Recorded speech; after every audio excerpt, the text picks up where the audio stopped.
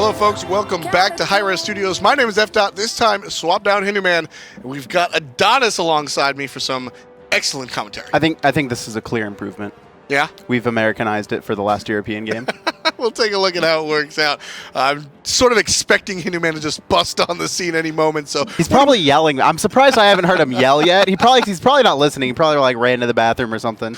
Might be a little problematic. He's out of earshot, thankfully, so we can move on and talk a little bit about our next matchup. It's going to be Paradigm versus Epsilon, which is these are two of my favorite European squads. Yeah, Paradigm coming into the summer finals, they were the 3rd seed, but they ended up actually making it to the finals, eventually losing to Team Solo Mid. Epsilon, though, it was a little bit weird, right? They're a team that everyone thought they could make it to land. They thought that Paradigm would have been out, or Titan, or Fnatic. They thought that Epsilon would have made it to land, but with iRaffers banning and out for 2 weeks, they weren't able to do so. So I think this is Epsilon's chance to prove that they deserve to be with the big boys. Agreed. I mean, this time it's clean slate. Raffer's been a little bit of a different person to his admission, so should be a good look for Epsilon as long as we don't see any more unsupervised speed bumps along the way, because that one was a little problematic. Now, Paradigm, on the other hand, they did make it to land. Yes. They did look really good. In fact, they made it all the way to the finals. They made it all the way to the finals. They weren't able to trump NA, so NA has been pretty dominant. But, you know, Paradigm, they're still a good squad. And Trix Tank and really the rest of all of Paradigm have stepped it up, I think, to bring themselves, because they had a really bad spring finals, right? They lost 5 games in a row, and they started the summer 1-4. Then they ran it back 9 games in a row, and they made the final run in the finals to 2nd place. Exactly, and that final run was really big, not just in the season, but also on land. Weren't able to take it home, but they definitely made transitions. We'll see if they can keep up that momentum, or if Epsilon is going to start on their new leaf without any bannings this time around. But ladies and gentlemen, without further ado, Game 1. Bring me the P's and B's, please. There it is. So we've got it. And here it is, Epsilon on the left, Paradigm on the right. First pick, first ban goes the way of Epsilon Esports. So 2 priority picks in this matchup are going to be Alkwang and Bologna, and I actually expect both to be banned out eventually. Agreed. The rise of Bologna at the summer finals was huge. It's always been a strong pick, but Paradigm, in the recent AMA, actually, they were asked about why Bologna was such a priority pick. It's because they didn't even draft it for support, even though it was played in there multiple times. They drafted it just as a flex pick, and that was really the key of the summer split, was these flex picks picked up, and everyone thought that Bologna really became the biggest flex pick of them all. It's what we saw with Neith last time around in the spring earlier on. Just pick Neith. Where's she going? Mid, solo, hunter, who Same really with Ymir, knows. Athena, all these flex picks. Exactly. So Bologna really able to fill that role. Is she support, jungle, solo? No one really knows, and that's why we see that Bologna pick banned out by Epsilon, and Alkwang just a little too potent these days. Yeah, you can't leave Alkwang up for first pick. I mean, Epsilon would have instantly locked that in. It's too strong. Alkwang right now really controls the jungle, and his execute, after really the early levels were raised to 30% in the recent patch, it's just too devastating to give up. He lost a little of his late game potency, but his base damage numbers make up for that, basically. Ymir banned out by Paradigm. Now, Hindu and I were talking about how Europe likes to play that aggressive support. Ymir is one of them. Epsilon support, of course, iRaffer made his name in Pro Smite as a jungler. So, little even more aggressive in that area you might expect. And Janus picked up for Epsilon since Ymir's banned out. I love it. This god really put Yaman on the map in the summer split, I think. No one really knew about Yaman. Everyone knew about iRaffer. People have heard about Emilito. Adapting was really the shining star of Epsilon when they made it to the summer split. But Yaman's Janus was so disgustingly good, and the way he uses it, more for utility, more than damage, his that portal. Normally we're seeing it as a setup mechanic for the unstable vortex. Yaman almost exclusively uses it as utility to get his team in and out, and I love this pickup. It was respect banned basically the second half of the summer split, but apparently Paradigm forgot about that. And because they forget, Epsilon goes ahead and opts for their first pick. Janus, Fenrir, and Sylvanus on the other side for Paradigm. And Fenrir, just extremely powerful in recent weeks. I mean, this character can go any position, like we said last game, and really wreak havoc. A lot of globals picked up here for Epsilon. We see them lock in Neith as well. So not only are they going to have Janus to get everyone across the map, but they're also going to be locking and Thor as well. So they've got Thor. They have a really high gank potential and huge mobility on this team. It's going to be hard for Paradigm because Epsilon's going to be looking to split them up and then focus one lane with these globals they've picked up. Sylvanus is going to be very, very slow to rotate, depending on who the opponent support is on the side of Epsilon. Geb, obviously the extreme end of that, but Sylvanus is very, very slow. So it will be tough for him to follow around all those globals with Janus on the other side. Agni picked up for Paradigm, though. Solid pick, will always, always, always be a relevant god. Lobny. It's Lobny. Yep. Lobster had, I mean, we talk about it a lot, but this was Lobster's namesake for the longest time at the beginning of Smite Esports, and he actually doesn't like playing Agni. He's stated that himself. But I mean, once you have 3,000 games played on a god, it's got to get a little bit of tiring. But Agni brings not only a significant amount of damage as a mid, but also a lot of control as well. Agni is always this pick where no matter if you draft him, it's always fine. He fits into all these team comps, and that's really the strength of Agni. I mean, he's a mage that has burst if you choose to unload 3 bombs into someone, has control. You don't have to necessarily build him for CDR to really get that full utility out of an Agni. The second round of bans are out. Freya banned out by Epsilon, so no Freya for Paradigm. And Paradigm says no to the Geb, so Sylvanus really taking note of how many globals are on the side, doesn't want to chase a Geb on top of it. I like this Freya ban coming out from Epsilon. I mean, Funballer at the finals was phenomenal on it. I mean, excluding the actual finals themselves, I think he was like 17-2 and 16, some absurd amount between the first and second round. He had played it about 4 to 5 times. This is Funballer's god looking like in the new meta. Smart ban out by Epsilon. In response, Paradigm, they're going to pick up Osiris, though, for that soul lane. So the Osiris is an interesting pick for the side of Paradigm. You don't see any healers quite on the side. Neith doesn't really count outside of Unravel, so not going to be healing being shut down by that Lord of the Afterlife ability, but you do see a lot of damage. The tankiness of Thor, and it will just be able to be chewed through by Osiris. Yeah, but in response, we see Nuwa picked up most likely for the soul lane. I don't think there's going to be any shenanigans running it in support or duo lane, but that's an interesting pick. We really haven't seen anyone play this god outside of Kiki. Right. The main benefit of it really is the clay soldiers being able to spread out the team and make it harder for you to really lock down Nuwa, because if you stand near those clay soldiers, she's going to explode them, not only for a stun, but a huge amount of burst damage. Yeah, so you can't group up there. And if you do make the mistake of grouping up, Odin is going to prevent you from spreading out anyway by just putting a ring around you. So very interesting lineup coming out from Epsilon. I expect to see the Odin in the support role, which fits what we expect out of Iraffer, but is still an interesting pickup. This is a lot of early game coming out from Epsilon here. They don't really have any god that screams late game. On the other side, Paradigm, they have Huyi, they have Osiris, they have Sylvanus, and they have really Fenrir, who, he's not late game, but he transitions into a more of a support and tanky role at the end. Yeah, very similar to what Thor's going to be doing on They're his both side. Exactly. Same kind of deal. Exactly. You'll really expect these characters to mirror each other. Expect heavy ganks in the early to mid game, a lot of damage coming out from Thor when he's surrounded by players, and Fenrir just strong in general. But as the game goes on, more stuns, more walls, and more stuns out of Fenrir, more big dog bites. Big dog bites. The amount of free damage on Epsilon, though, is honestly absurd. You take a look, and it's Nuwa and it's Neith. That's just free damage, just across the board. That's just a ton of base free damage if they both use their ultimates. Additionally, you're going to have Bird Bomb coming out from Iraf for a ton of burst. They can really 100-0 someone in the first 10 minutes without them being able to respond. And something interesting to note here is double red pot start. Zayla and Cuvo Fred electing to pick that up. So either expecting I guess not. You shouldn't really expect an invade with Nuwa, but they're expecting to be aggressive here early. Yeah, I mean, it's pretty standard, I think, these days in the jungle for everybody to start with a red pot, but the solo lane is a little bit interesting here. Osiris, he's going to be able to use it to clear the wave a little bit more than you might expect.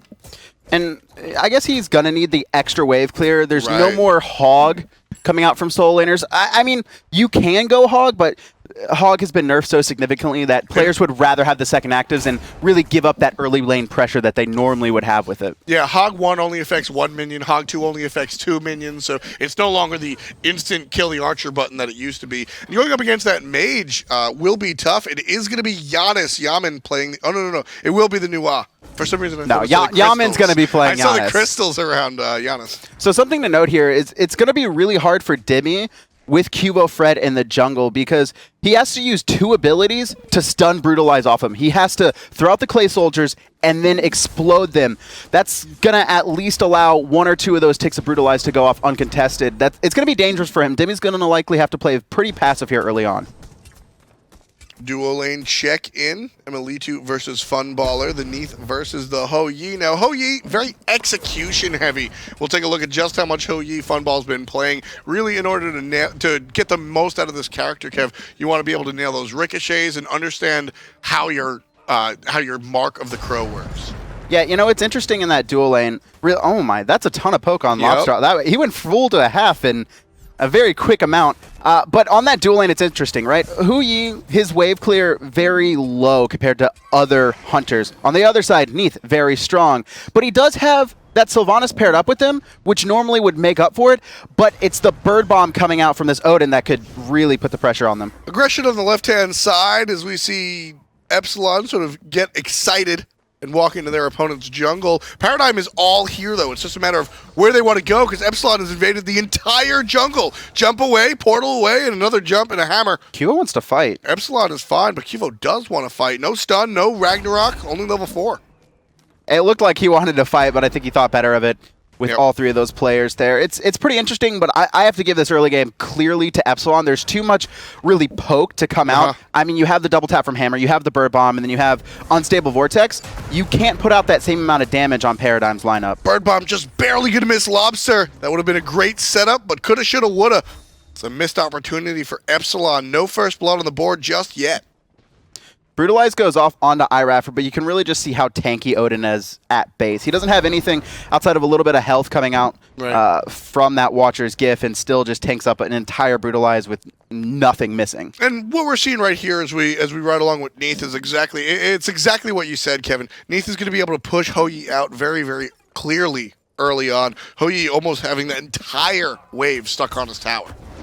Yeah, and, like I said, normally you would see the opposite because Sylvanus is so powerful. We could actually... Is he charging up for something? He's charging his laser. Don't know where it's going to go. So this is actually might be a bait, and this is something that... This is mind games that you really see at high levels of play. Sometimes the Neith will just charge that up and aim at someone just to throw the other team off, saying, I'm going to gank. And then when they actually want to gank, you can't really tell. It's not telegraphed as easily because they could just be faking once again.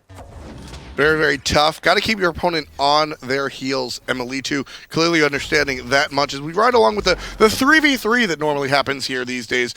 Support and jungle wind up meeting up with mid to pick up both mid camps and red buff and just sort of share this wave. Debate. Okay, I almost thought Cubo Fred was going to fight that. I think he's going to elect better of it. First blood is still as important as it used to be, but kills after that aren't as strong. Not worth as much gold, not worth as much experience, but that first blood is still a very momentum and turning-based aspect. So you can see both teams being a little bit wary. Epsilon trying to put the pressure on because they have that early game team comp, and Paradigm being a little bit wary of it too, holding back in a lot of positions. So Epsilon really needs to find that opportunity to put the screws on Paradigm. They had a good one earlier in the middle lane. Great setup from Thor, but the Bird Bomb, the damage portion from Raffer, just barely going to miss. So unfortunately, they dropped, Epsilon dropped that one, but where do you expect this first blood to come? Because will it be mid camps? We saw a lot of conspiracy fights so much around those. I don't think it's going to be mid. It could be mid camps, but I'd rather see Epsilon wombo combo someone. I mean, they have Thor ult, they have Neith ult, and they have New ult. Well, New ult doesn't do a ton of damage. Sometimes it just pushes them just barely enough over that kill threshold. And they have this just combination that can one-shot someone who's unaware. I really want to see them start to execute it. I mean, even if they're aware, one of the things when you have a Neith on the board is understanding that you only have 90% HP. Because once you're down to 10, you're going to get Neith ulted. New Wa has the same effect. So everybody on the side of Paradigm has to sort of play 25% down. You can see those reinforced greaves picked up by Odin as well. So not going the damage boots we'll see or the Traveler's boots that we see coming out from Trick's tank, just going, knowing that he may not be getting that tanky early. And that's the thing. Odin's kind of dangerous because you bird bomb in, and that's all of your defensive stuff. there's your shield, there's your jump. I mean, what are you going to do if you get turned on? So smart pickup by iRaffer there. Exactly, and Odin is going to be easily focused down, stun, etc. And don't forget, one of my favorite parts about Reinforced Greaves is the effect to crowd control. The reduction. Yes. So normally you're going to get, if you get stunned out, it's going to be for 2 seconds, but with the reduction, it'll only be 1.3. And actually, iRaffer is going to go in pretty deep here. There's the ultimate coming out from the dog. Almost enough, but not quite. The suns are crashing down from OYE. Damage from Lobster. Raffer is going to pay for his transgressions. Lobster dashes away, still dropping out the artillery, and looks like Paradigm is on the offensive. Emilido, all by himself, surrounded by Paradigm members. Just a matter of time. Yeah, I almost think Emilido could have got out there, but I guess he thought the rest of Paradigm was a little bit closer there, unaware of how close they actually were. But that's what we were talking about. iRaffer jumps in, and then he has nothing. We saw the ult come in from adapting a little bit too late. He just wasn't in position on that. And Paradigm, they're going to start up this Gold Fury, but they're taking a lot of damage. Yaman, is he actually going to try and steal these? He's really low. Just barely misses. Able to get out with the portal. Going to get adapting out of there as well. Paradigm picks up the Gold Fury very early after their first blood there. One of the interesting things that I saw out of Raffer there was no bird bomb. It was just the jump. The Raven Shield wasn't on, which really affected the amount of HP that Paradigm had. Wasn't able to seal the deal because the health bars were just too high. Yep, iRaffer though going to take a spill there. Was he the? Yeah, he was the first to die. Was. Yeah, it was. We saw Emilido fall after him, and they're just going to reset. But Paradigm, not only did they get that first blood, but they got an extra kill. Right. Another member of the duel lane, which is going to put Funballer in a very good position, and they were able to secure that Gold Fury. That's a huge swing for Paradigm. Gold Fury, it does scale, but it's always valuable to take if it's for free. You always want a reward for your fight. Paradigm, clearly, it's the speed. We mention this every time when we see these high-end teams play, how quickly these teams go to the objectives as soon as they take the victory in the skirmishes. And Paradigm turned around immediately enough to pick up that gold, and Raffer knows it now. Raffer continuing to be aggressive here into the jungle. Could get caught 1 versus 3 if he's not too careful, but I think he's just looking for some vision here. He's down but not out. He's level 8, so he's clearly behind, but he can afford to be aggressive for about 1 more death. If they make him pay again, Kevin, then it might be time for him to slow down a little bit. But for now, I think he's all right. Yeah, he's going to jump away there, but he will get rooted out, and Cubofred's in the area. Nice. Lobster's here too. Cage just trying to stay alive, but he's going to take a lot of damage. Raven shouts through, and I don't think there's anywhere that Raffer's going. That Cage certainly backfired. Odin couldn't get out of it. His jump was down. Can't walk through it. But now down from the sky comes nice Thor. Pickup. Adapting helps out Yaman. Yaman with his first kill of the match. Janus looking good. Continuing on to Tricks. He'll be stunned, but the Vortex will miss. We're going to see Adapting continue on this, and now he's going to drop through the portal. Yeah, there's nowhere for him to go. Trix tank's going to fall in response. Lobster trying to save Trix on the retreat, but not enough control to be able to do that. And Paradigm, they're going to pick up iRaffer once again, but they're going to lose 2 heavy hitters in response. Great heads up from Epsilon to realize that they could capitalize on that. Paradigm this time, they weren't fighting in Paradigm's jungle. They were fighting in their own. So Epsilon, with the help of Adapted doing most of the heavy lifting there, Kevin, really, really exciting stuff to see Epsilon just turn that around completely. Able to really understand, last fight wasn't ours, this one can be. Yeah, XP difference, it's dead even, but it's really the 1,600 gold that Paradigm earned earlier. Epsilon able to close that gap. But I want to talk about something. Shoot. Please, okay, look at that. Highlight Neith's right next to Boots there. Highlight it. The Soul Leader. It's going to be Soul Leader. Yep. I love this pickup. This is almost stronger than Aussie now because we're not going to see it finish here for a couple more minutes, but it's going to be giving physical power and protection as an aura. Additionally, it's going to give that Neith 300 health to help box Funballer. This item is almost statistically identical to Aussie with just a little bit added benefit for only a little bit extra gold, and it's an aura. Exactly. And you want to compare it to, in this respect, you almost want to compare it to even Devo gloves. You lose about 20 damage off the top end, but you don't have to stack it, and it comes with all of those defensive bonuses that you just mentioned. So you'll be able to do almost as much damage, but your sustain goes up. And more importantly, I'm looking at not adapting, but hi-rez. Yes. Once you jump in, Odin is, for lack of other abilities, an in-hand character. Nothing really boons his in-hands, but that's all he's got. So that lifesteal will really help out Odin. Taking a look here, though, it looks like the game slowed down a little bit. I'm surprised that we haven't seen Cubo Fred go on to Demi too much. We haven't really seen Demi ward too much of that right lane side, and it seems like something that he'd very easily be able to lock down, but Demi doing a good job of surviving for now, and while his ult doesn't do a lot of damage later, you can't leave this new wall alone for too long, but we actually have a blink in by Trix in the mid. Trix also nails the grab. CC immune is Janus as he ults out of there, so Yaman will be clean and clear and free. There's still some lurking presence by Fenrir. Cuvo looking to chase Yaman. He's stopped by hi-rez. Beautiful presence by hi-rez. That was a kill that Cuvo could have chased down, but hi-rez makes sure he's just in the area. Doesn't have to use an ability, doesn't have to do anything, just show his face, and Cuvo can't do anything. Items starting to be built here. We see Nuwa completing that Bancroft's Talon, completing boots here. Jotun's almost online for adapting, and I'm a little bit surprised that we're not seeing Epsilon put on a lot of pressure. It looked like early on, we saw them actually invade the jungle in, what, minute 1 or minute 2? Very and then early. They've really seemed to step back ever since Raffer took that first death. I mean, even the 2 kills that Epsilon have were a counter-engage when Paradigm grouped 4 to pick off hi-rez once again. But here it is. Now Epsilon's grouping for Gold Fury with its spawn once again. Well, Adapting has had to spend time in this left-hand jungle watching out for the gang, so it hasn't really been able to show any love to Osiris, and frankly, Osiris is a little tough to kill, so sort of letting Nuwa do what she can by herself for the moment. Of course, Nuwa can affect fights all the way in that soul lane with that ultimate. Grouping here. I just wanna see the Wombo combo. I'm waiting for Adapting to go in. hi-rez, though, gonna be warding up Gold Fury. He's actually gonna get pulled. Here's Adapting in the air. Let's see where he's gonna land. Looking towards the back line. He's all by himself, and he misses Cubo, but he hits a couple of damages from the Berserker's Barrage. Yaman from across the board takes out Cubo. This one is all Epsilon's, folks. The Suns will crash, but Emilito is safe, so is Adapting. Frontline hi-rez. Epsilon loses none, picks up 2. That was huge. Not only does Adapting, he doesn't hit the stun, but he still hits the double tap just raw over the wall, no vision needed, and he's able to take him out with Yaman's final ult coming through the wall as well. Great pickup by Epsilon. Yaman really predicting the movement of Cubo, understanding where he was going to go right to that tower, of course, and with that, able to pick it up with the through space and time ultimate. You know, very rarely do we get to see that ultimate pay off offensively. It's almost always defensively or utilitarian. Yes. This time around looks very, very strong, flexing the ultimate. Epsilon, though, they didn't want to do the Gold Fury there. They took a little bit too much damage. They're going to back, and they're going to group up once again, but Lobster's going to smell it. He's going to smell it out. It's not too late.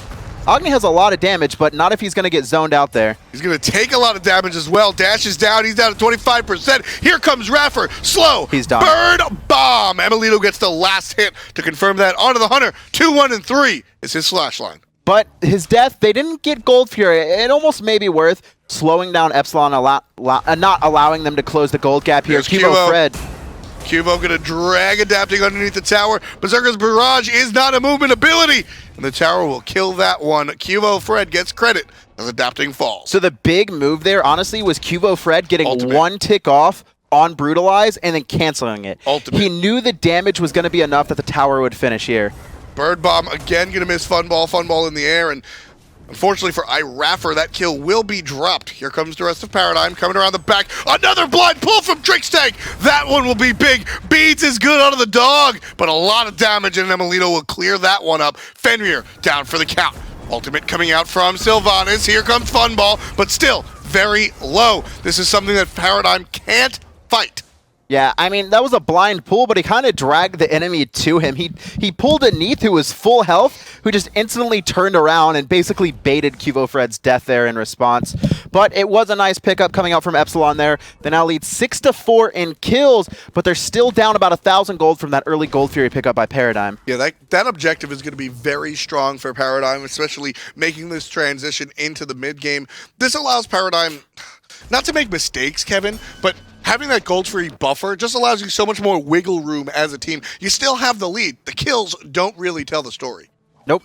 3 beads picked up by Epsilon. Excuse me, 4, but 3 of them beats 3 there. Yeah, they can't deal with Fred. They don't want to get pulled by tricks too much. There's a lot of control coming out from Paradigm. Epsilon, though, they're going to start up this Gold Fury once again. This could be trouble. Epsilon, they do have 4 here. Paradigm only 3, 2 in the mid lane, able to make the rotation should they be needed. And once Paradigm shows their face, Epsilon able to slink back into their own jungles and pick up their buffs. Paradigm looking to turn it around. They have control of the Gold Fury now. Raffer jumps in. Bird Bomb, maybe a little bit too early. Gold Fury still at half HP. Raffer at 0. That's the danger coming out from there. But Fenrir, though, Fred might get turned on. Adapting's going to land on him, and Adapting will pick up that kill. 3-man stun on the Gold Fury, but we do have Yaman rolling through the back. This Thor play out of Adapting is just mesmerizing. Able to really use all of his abilities, land on that Fenrir by himself, take 2-on-1, get the kill Epsilon needed, and with that, we'll see one more time. Epsilon look at the Gold Fury. This time around, though, Kevin, I don't think Paradigm can make a response. Funball is ult. I mean, Funball's going to try here. There's the vision control, but he's just going to get turned on. Dimmy's going to find that kill. And actually, Epsilon, they reset the Gold Fury. Love that play. The Suns were going to kill the Gold Fury. There was no way you can stop that damage. It's just cast, and then the damage comes down. So what they do, Epsilon walks away. The Gold Fury goes back home. Doesn't take damage. Yep, it's just not worth the risk trying to combat that basically free damage that's going to be pulling on the Gold Fury. There was no way to stop it, so the best way to stop it is to let the Gold Fury go. And again, after 3 separate engages, the Gold Fury still stands. And you know, Dimmy, he hasn't left this lane at all, and he's sitting at 1-0-3. He keeps getting multiple assists, which is contributing to a 500 gold lead against Zalia, who's been forced to basically sit in the lane to make sure his wave doesn't get pushed too much. Actually, I didn't even know. When did he get 2 towers? Was that last engagement? Yeah, Zalia did not rotate in the slightest. No, Zalia did rotate. Nuwa did not rotate in the slightest. I didn't even notice that. I was paying attention to the Gold Fury. And that's the power of Nuwa. Nuwa was able to really impact that fight without even being there with that ultimate, so able to clean up that lane, no problem. Well, good play by Epsilon there. They didn't even care about the Gold Fury. They got 2 free towers. But, you know, the Gold Fury continues to be like a huge... Look at that, 163 minion kills, too. I mean, Dimmy has just been sitting in this lane. He's already level 18. He's 3 levels above anyone else on his team. Exactly. And again, Nuwa can impact these fights, much like a Neith, without showing up. And that's one of the biggest boons. You don't have to make that harsh decision of to rotate and lose my tower or help the team. You can do both and take the enemy's tower. Osiris can't throw a spirit flail across the map. And now Dimmy's going to be basically able to be in every single one of these engagements. Speaking of engagements, Trix Tank is locked out. Trix Tank's still so tanky, though. Everything thrown at him, and he's still alive. Right now in the back line, Adapting, looking for some damage. But they're all dancing in the Suns. Fred gets the kill on a Yaman. So much damage being dealt out by Funball. That's the end of that. But Adapting says no. Lands in the back line, gets a great stun. Beads are better.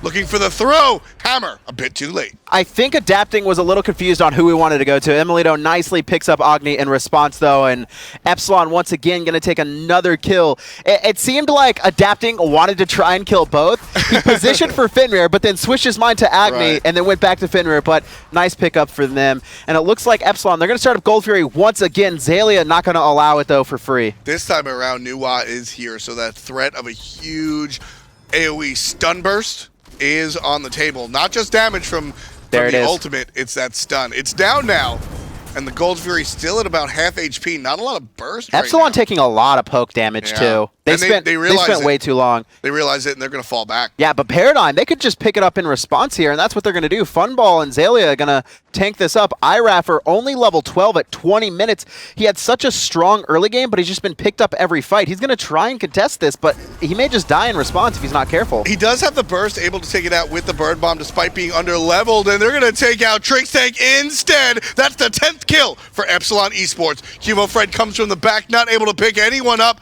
but he gets hit by Yaman's ultimate, and that will push Paradigm out. Ultimate from Neith is a stun. Slow from Raffer is good, but Adapting turns on Zalia. The solo laner falls. Yeah, Adapting continuing to be aggressive, though. No mana to keep up the fight. Funballer and Lobster are just going to have to back up there. Funballer is going to back, and it's going to be up to Lobster to try and defend this Gold Fury 1v5 if he elects to, but Adapting's already positioning to zone him off, and I'm pretty sure Lobster's having none of it. He's just going to grab his red buff. Epsilon's going to grab the Gold Fury. Epsilon looking very, very clean as we take a look at gold in hand. All four, well, 3 members of Epsilon really need to back and pick something up because of that swing. 3,600 gold, 6,400 experience in the side of Epsilon, really starting to make the separation now. Yeah, and we're seeing huge leads on this Hunter, right? Emilito sitting at 5-1-5 compared to Funballer at 1-3-3, and the goal difference is pretty massive, 1,000. It's going to be very hard for Funballer to try and box Emilito, even though he has his Hunter's mark, which I don't think that's enough to make up for the difference in damage. Not quite. Maybe in a little bit. It is level 5, so you do get that additional incredible amount of penetration, but really it's about the defense here. Level 16 Neith with all of these items on board. Ikaval, everything. It's just going to be a little bit problematic for the Hou-Yi to deal with. 5, 1, and 5 is tough. Oh, yeah.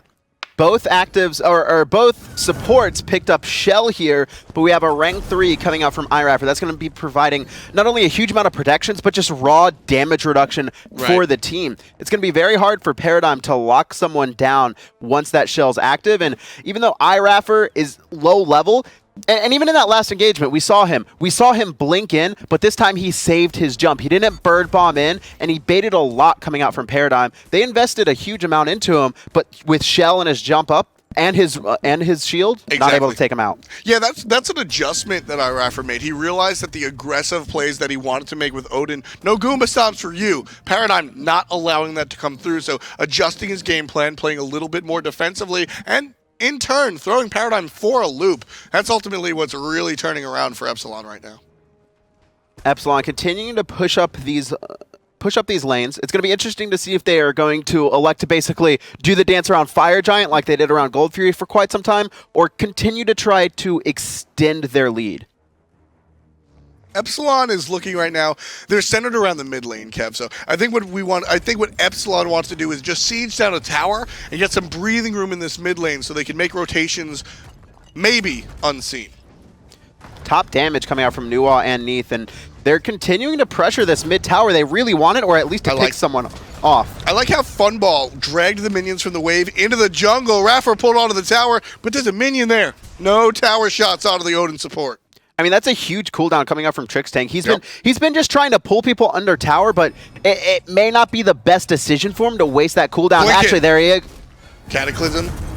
Wrath of Terror, rather. There's the shell that you were talking about. Epsilon, so very tanky. Nuwa's in the air, but so is Adapting. Landing on Trickstank. In comes the bird bomb. Funball, however, that is a huge ult. The Suns will fall down. Yaman picks up Trickstank. Everybody on Paradigm so low. And with that, Epsilon able to turn around, take the tier 1. Oh, Adapting, able to take out Lobster in the back, though. Funballers having none of it. It's going to be a 1-for-1 trade in tier 1 tower. I was a little surprised that Raffer actually jumped into 4 at such a low health, but... It's the push. It's just the spacing. He's trying to create the spacing for his team, and that's exactly why these towers are falling. Yep, so they're going to take that win, though. It was a pretty even trade out, though. Yep. You know, the 500 gold coming out from the tier 1 tower, not worth too much, and Paradigm really just trying to hold on, trying to get to that late game. When Thor, his damage falls off, he's more a CC bot, and Odin's doing almost no damage now, so they don't have to worry about him. They really want to get Funballer to where he's just outboxing Emilito toe-to-toe. Nuwa has been level 20 for a while now. 1-0-6 though. Really, I need to see more out of the Nuwa. The ultimate is certainly helping, and that's why Paradigm is so low. To be fair, he got 2 towers on the right side. That's a lot. That's a good amount. Even though he hasn't been finding the kills, I mean, he hasn't been in the fights because he's been sitting in that lane. Now we're starting to see him participate more. We see him pick up the Breastplate of Valor too, 25% cooldown reduction. That's going to allow more minions, more stuns coming out from him. I really like this pickup, especially against Cubo Fred, who's going to have normally a pretty easy time diving him and Xaylia. Well said. I think that is fair to say. With the boon of the 2 towers on the right-hand side, that's really sort of increased his value this game. Now that he's 20 and he's got those towers, now it's time for him to make that effect. And as you said, with the item pickups, this is certainly the opportunity for him to do so. Epsilon still leading by about 4,000. Hugo Fred not caught out. It's just an iRaffer. Yeah, I mean, not caught out is kind of a thing that iRaffer's been doing, but he's kind of been catching himself. He's been diving in. He's 0-4 at 9, and his slash line doesn't look very good, but at the same time, he's been baiting Paradigm to committing so much to him every fight that Adapting and Yaman have been able to pick up kills in response. I mean, the first 2 kills for Epsilon came off of a counter initiation of iRaffer not getting caught. So that's sort of been what Raffer's doing. He's baiting Paradigm into going, and then his team's able to respond. Emilito here just tanking this tower up, just trying to get any amount of damage that they can. They're just trying to siege for now and get as much poke as they can, but Tricktank, he's going to blink in response. 4-man Wrath of Terra, but Epsilon's going to turn it on him. Emilito looking to stun somebody from the back line. Cubo Fred gets landed on. Adapting, dealing it out. Lobster falls to the hammer. And now Adapting in the back line looking for Trickstank. Trickstank's got nowhere to go. Not tanky enough, says Yaman. That's another one for the Janus. The tier 2 is dead. Raffer's pushing out Ho Yi. And Epsilon taking the Phoenix.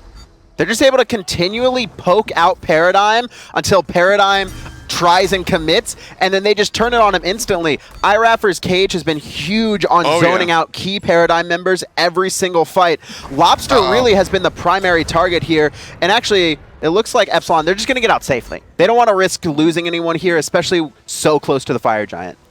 Raffer with that mark on him. Going to try and back right here. Doesn't seem to. Maybe he's baiting one more time. I don't think he's baiting. I think he's just like, I'm strong. What are you going to do about it? He's level 14! I know, but that's been his gig. I've got strong friends. What are you going to do about it? I mean, considering how far ahead Epsilon are and the fact that Trickstank is still higher level, I mean, Raffer's been doing so much, though. I mean, just the cage of Odin. Yeah, I mean, in all seriousness, the impact that Odin has had here with the cage and just the presence alone is really helped out Epsilon and able to be a big part, despite not really showing up on the scoreboard, of what his team is doing. I mean, he does have the 11 assists. A lot of his teammates have 8 to 9. But sometimes he's dying before those assists actually turn into kills. So it's not really showing up on his slash line per se, but really able to tilt a lot of these fights. With a 7K gold lead, it looks like Epsilon going to be doing the dance around the Fire Giant. We saw the Gold Fury dance for about 10 minutes earlier on, but this time, no one really wants to risk going for the Gold Fury with the Fire Giant up. It's pretty late into the game. It's going to be pretty easy to take down, and Epsilon really has the keys to it. And I think most notably that this Odin cage is going to be able to zone out Paradigm from even getting in. They're going to be forced to jump in or try and bomb over. It's going to be hard for them if Epsilon full commits to it. And that's one of the big things that Odin really brings. Not quite a circle of protection from ISIS, but just locking your opponents out is a long time. 5 seconds is a long time for that ring to be down.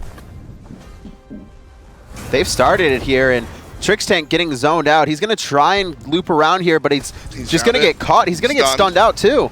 Not a lot of damage could change that. Trickstank, 50% HP. Bird Bomb going to be down, as is the cage. There's the ultimate from Trix, but it might be too little too late. The Suns fall down on the offensive, and Yaman gets the kill onto Trix finally. QO Fred going to fall to Yaman. That's a double kill for your mid laner. Funball up in the air, jumping away. Blink is good from Raffer. More from Adapting. Yaman gets the triple kill. Looking for more while his team focuses on the objective. Xaylia still alone.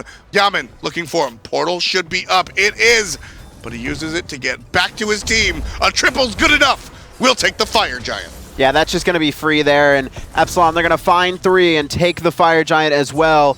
They hold the keys to this match. It's going to be hard for Paradigm to hold out, but that's what they have to do. If they can make it to late game, they can fight this, but right now, it's up to Epsilon to keep up that pressure, not allow them to get that far. Epsilon looking very, very strong right now. Yaman looking very strong. I mean, you mentioned that this Janus was a key pickup for him early in the summer split. You mentioned how it was also banned a lot, Kevin. It's a god you can't give him. I'm being honest. I'll take. Actually, no, I won't. I won't face an Al Kwong over his Janus, but it's pretty close to me. There's a couple players in the Pro League where no matter how good or bad a god is, you just don't give it to them because they are that strong with it and that proficient with it. I mean, we saw it in the earlier game today. If you're just tuning in now, we saw London Conspiracy take on what used to be Upcoming Stars, now Justice, and their solo laner Sausage. He gets hell banned against him. So you still. So you see these what we call respect bans come out. It's so exciting to see how individual players can affect the game outside of just the numbers. Speaking of just the numbers, I mean, we really haven't seen Dimmy in a lot of the fights early on. I mean, for the first 15 minutes, he wasn't there, but 22,000 damage coming out from him, and he hasn't been ulting just for damage. He's been, to be fair, he's on cooldown. It hasn't been that. It hasn't been the assault play. But I mean, the fact that he's doing that much damage without being in major fights early on, that means he's either been doing a lot of poke damage in lane or just been getting a lot of these key damage, like these key minion explosions off in the middle of the fights. I mean, you take a look at where Osiris is at 8,000. It wasn't just the poke, it was really the burst damage and the ultimates as well. Epsilon sieging with this Fire Giant buff. Zelia taking so much poke, that character's supposed to be tanky. Lord of the Overlife goes over the wall, and Raffer will follow suit, adapting in the base, killing their dudes. Epsilon looking very, very strong. The Titan is under attack, and it's already taking damage. Yeah, mid Phoenix is down. Now Epsilon, they're going to be pressuring this left Phoenix here. It's going to be a 4-on-5. Can they defend? It doesn't look like they're going to be able to. Jump in by Raffer. Lobster, Funballer, so low. Funballer will fall. Lobster going to make it back to the base. Trix Tank may not even be able to get there. He's going to fall as well. No, just barely stays alive. But this Titan is already under attack. Game 1 goes to Epsilon Esports. Yaman might fall before they lose, but he doesn't. Yaman stays alive with a fantastic play alongside the rest of his teammates. Epsilon starts their season off with a win. Yeah, and that was a very clean win, too. It really happened not as much as I thought it would, but, you know, once their global started coming through and really spreading the map, allowing Dimmy to get those 2 towers early, which means then he could just sit in every single team fight from 15 minutes on. It was a great showing coming out from Epsilon. I definitely agree, and it all started off with a first blood, so we'll take a look at how this one started off with a bang, and it all started with a lobster on the side of Paradigm. Yeah, Raffer, he jumped in here with his bird bomb, but adapting comes in a little bit later, just not in time. And Lobster able to pick up iRaffer before that fight really broke out. And they're also able to grab Imolito too after that first kill happened. Yeah, so this one started off within the realm of Paradigm, but Epsilon somehow able to turn it around after that initial start. Yeah, and it was a great showing from there. And Paradigm, they had this late game team comp, but they weren't really. Actually, it wasn't really late game team comp. It was more of a mid game team comp. Exactly. But like with how much that Epsilon was banking on early game and the fact that it worked out for them, especially Yaman. I mean, he played phenomenal as well. I believe he was 9-1 and something at the end there. And that's why he's our player of the game. Yaman really came out to play. You mentioned the Janus right when it was picked, and Yaman was shouting it from the rooftops. 9-1-8 for this Janus mid player. Picked up the triple kill, picked up a couple, almost had the double kill at the end right there. If that basic hit a second earlier. Yeah, 45 points for him on Alpha Draft as well. You're locked out for today, but make sure to look at it for any games moving forward. Yeah, I mean, Yaman's really made a statement here. Yaman was, this is his transition time. I think that, I mean, obviously Lobster is no snail to really take against in that mid lane. And also the plays, the creative plays coming out here with these portals. Very, very strong stuff. He's gone from Epsilon's, just that mid laner, to now he's made a name for himself in the SPL after the summer split, being able to come back after the break and still keep it up. He's here to stay. Yeah, I really like Europe's mid laners as a whole right now because they're all so dominant. I mean, you have Lobster, you have Yaman, but you also have members of these other teams. You have the Zyros or Zeros, excuse me. You have these really competitive mid laners, and they're almost, you can almost interchange them because they're that powerful. Yeah, there's a lot of potent mid laners, and there were a lot of potent players in this game as well. Let's take a look at the Alpha Draft top performers, and this one, no surprise, they're adapting right on top, followed by Yaman. Yeah, it was really just all of Epsilon, no one from Paradigm able to get anything going. They were grouped up as a team, but not able as a team to get anything rolling. Yeah, I like what I saw a lot out of adapting. Everything has been Yaman, but a lot of those Yamans came off of adapting's awesome stuns, and from the air as well. The ultimates wound up finding not the team fight, but the 2-3 outliers on the back line, which is really what you need out of that aerial ult. Yeah, and how adapting plays his Thor is very new generation Thor or new meta Thor is picking up that Spirit Robe after the Jotun's Wrath, basically transitioning into a frontliner because iRaffer can't do it all. He's more of, I'm baiting, and then we see adapting Roman and then really finish it off and continuing the front line, allowing Imolito and Dimmy to basically stay alive. Exactly, and that's why Thor sort of